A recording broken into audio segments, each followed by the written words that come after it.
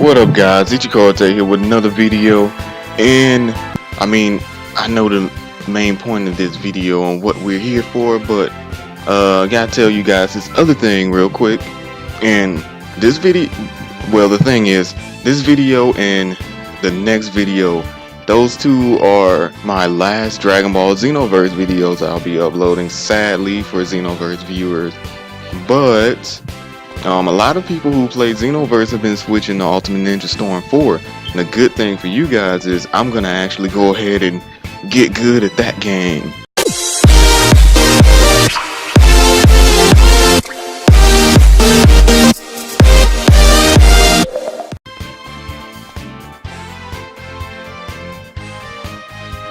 And you see, that's a weird thing for me because I'm a part of people who play Tekken, which we totally dog on that game and say it's nothing but the circle button.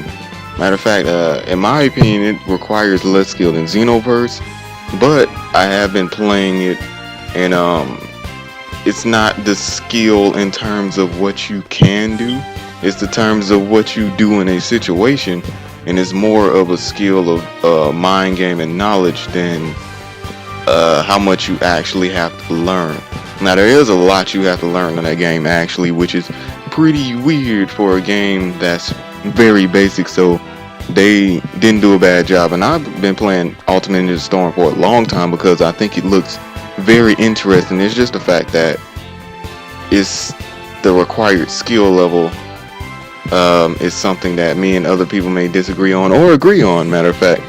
But anyway, we here for Xenoverse, and I forgot what this video about. Oh yeah, it's about stats. What are some of the freaking best stats ever to put on your characters? Well, that's depending on what you're going for, because give you a demonstration of Koei right here, and also the moves you got too. But she's kind of a key blast and a basic attack character. So strangely enough, unless I was playing story mode, but in competitive Xenoverse play, I don't want to put more key on her at all, because what's going to back me up is the fact that I'm very good at attacking basically at people.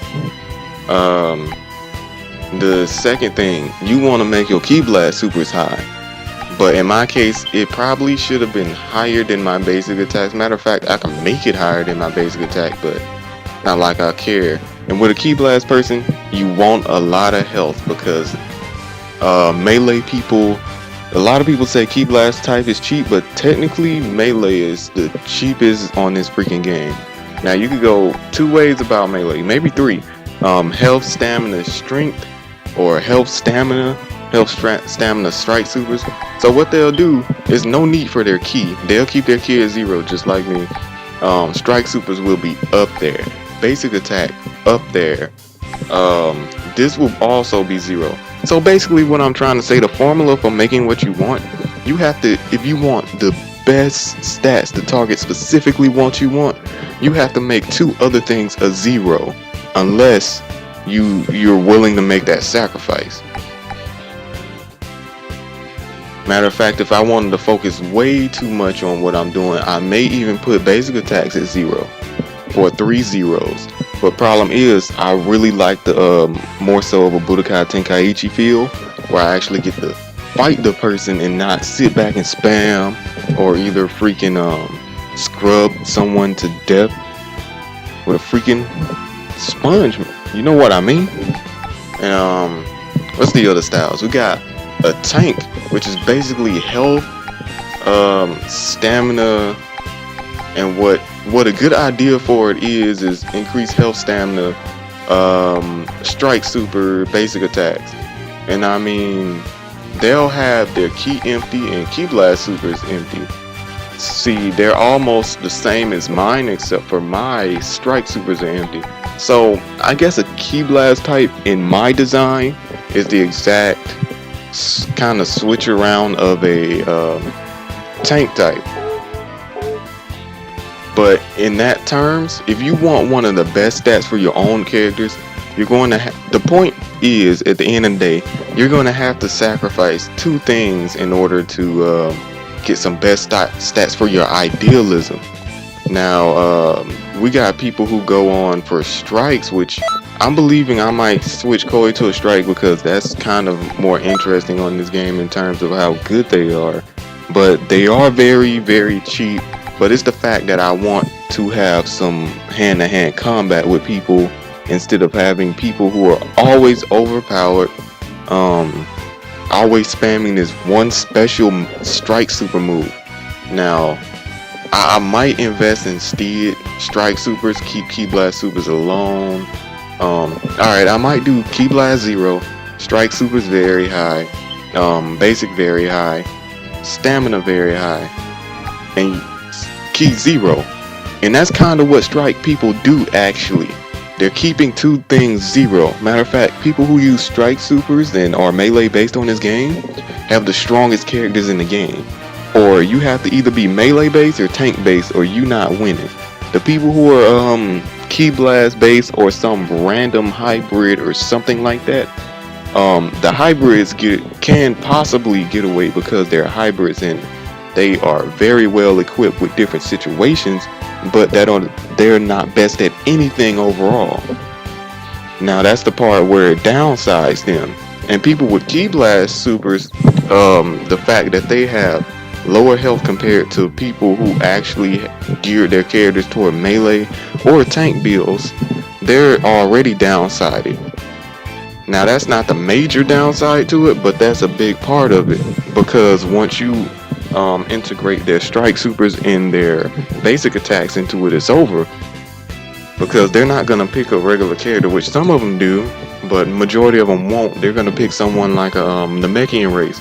So they can do cheap stretch grabs, or they can jump back and hit you, which his arm stretches when he does that.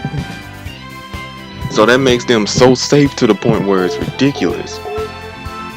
But yeah, there's an actual lot of good things about this. I wish that I had more time to explain this, but sadly guys, I'm not doing any more Xenoverse unless fans call for it, or unless I feel the need for me to throw in a Xenoverse video.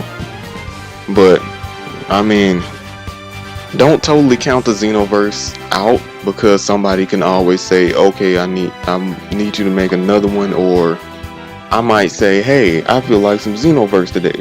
But it won't be a guaranteed thing on my channel anymore unless something happens involving it in terms of somebody asking me for it. Maybe some update, maybe, or maybe me saying, alright, it's time to throw back, so we playing Xenoverse old school style. But I would love to explain some of these melee elements and some of these elements of different characters and the different varieties, which I will be doing on Ninja Storm, because there's way too many characters on there, and some beginners will need to understand this faster, because some people want to, get their knowledge faster. On Xenoverse, you have to kind of deal with the same thing in terms of learning every customized anatomy of characters in terms of their combos and all of that, which I would have been covering if I was still keeping this on the channel, but sadly I'm not, unless something calls for it, basically. But yeah, I'll help a lot of you guys out in Naruto, and maybe get some extra Naruto subscribers on top of that. But until then guys, that's exactly what it is. Stay tuned for the next Xenoverse video, because it'll be coming right after this one. It'll be the last one. I hope everybody enjoy it. Make sure to share, comment, subscribe, and always swing that like button guys. Peace.